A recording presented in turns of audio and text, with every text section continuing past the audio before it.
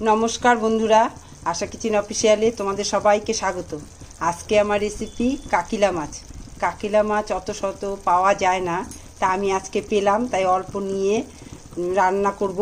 অল্প নিলাম যে তোমাদের সঙ্গে এই রান্নাটা আমি শেয়ার করব। তোমরা ভিডিওটা স্কিপ না করে প্রথম থেকে শেষ পর্যন্ত দেখতে থাকো। আর তোমাদেরকে একটা কথা বলছি, যারা এই মুহূর্তে আমার রান্না দেখছো, যদি সাবস্ক্রাইব করে না থাকো তাহলে অবশ্যই একটু সাবস্ক্রাইব করে দিও, কেন কি আমার চ্যানেলটা খুবই ছোট। আর পাশে থাকা নোটিফিকেশন বেলটি প্রেস করে দিও নতুন নতুন ভিডিও দেখার জন্য। তো চলো আজকে রান্নাটা শুরু করি। কাকিলা মাছটা আমি কিভাবে রান্না করি সেই ভিডিওটা শুরু করি। এটা হচ্ছে কাকিলা মাছ। কাকিলা মাছটা আমি কেটে পরিষ্কার করে ধুয়ে নিয়ে আসছি। মাছ কাটা ধোয়া হয়ে গেছে। এই আগের ইয়েটা কেটে ফেলে দিতে হয়, বড় ঠোঁটটা এভাবে কেটে নিয়েছি, ধোয়া হয়ে গেছে। কড়াইটা গরম হয়ে গেছে, সরষের তেল দিলাম।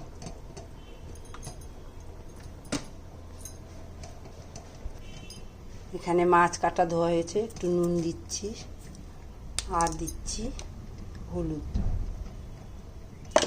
নুন আর হলুদ দিয়ে মাছটাকে ভালো করে ভাজবো। নুন হলুদ দিয়ে মাছ মেখে নিচ্ছি ভালো করে।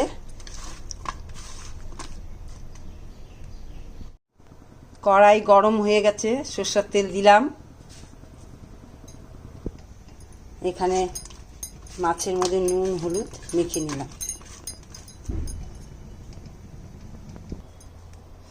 তেল গরম হয়ে গেছে, গ্যাসটা একটু কমিয়ে দিলাম। এবার মাছটা দিয়ে দিচ্ছি।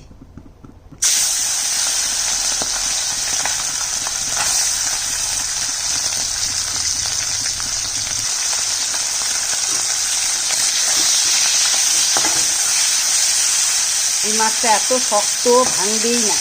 আর তেলটা একটু বেশি গরম হলে মাছ ভাঙে না। তেল যদি বেশি ভালো করে গরম না হয় তাহলে কিন্তু মাছ নাড়তে গেলে ভেঙে যাবে। মাছ লাল করে ভাজতে হবে। লাল করে ভাজা হয়ে গেছে। এই তেলের মধ্যে আরেকটু তেল দেবো। এবার দিয়ে দিচ্ছি একটা শুকনো লঙ্কা আর একটু সামান্য কালো জিরা। এখানে একটা গোটা পেঁয়াজ বাটা আছে, আর এখানে 4-5টা রসুন বাটা আছে, 4-5 কোয়া।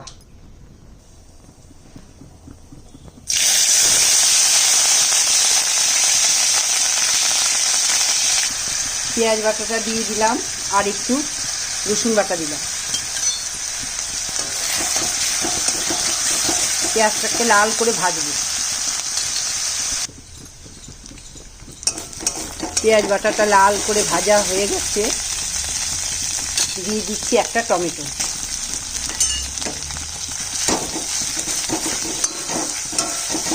একটা মাঝারি সাইজের টমেটো দিলাম। টমেটো আর পেঁয়াজটা ভাজা হচ্ছে।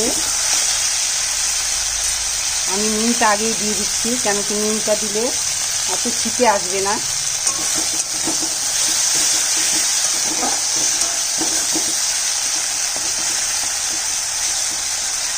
টমেটোটা ভাজা হয়ে গেছে, এখন একে একে দিয়ে দিচ্ছি সব মশলা। আমি 1/2 টেবিল চামচ হলুদ দিলাম। নুনটা আমি স্বাদ মতো দিয়েছি, যে যেমন খাবে তেমন দিবে। এবার দিয়ে দিচ্ছি ধনে বাটা 1 চামচ, শুকনো লঙ্কার গুঁড়ো দিব 1/2 টেবিল চামচ, আদা দেব সামান্য।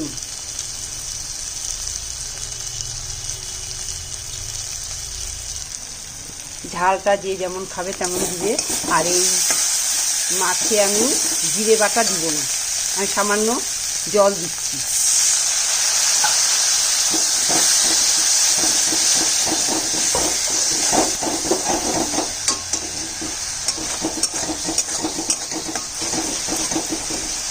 এটা অনেক পুরোনো দিনের, আগের দিনের রান্না। তখনকার দিনে রসুনটা দিত না, আমি রসুনটা দিলাম অল্প সামান্য, গন্ধটা ভালো হবে তাই।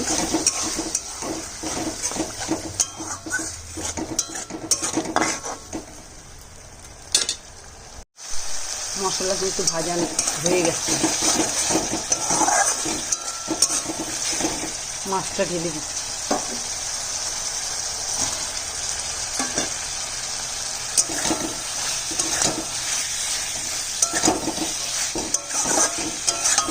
মাছটা দিয়ে 2 মিনিট রান্না করব। আর 2 মিনিট রান্না হয়ে গেছে, একটু জল দিই।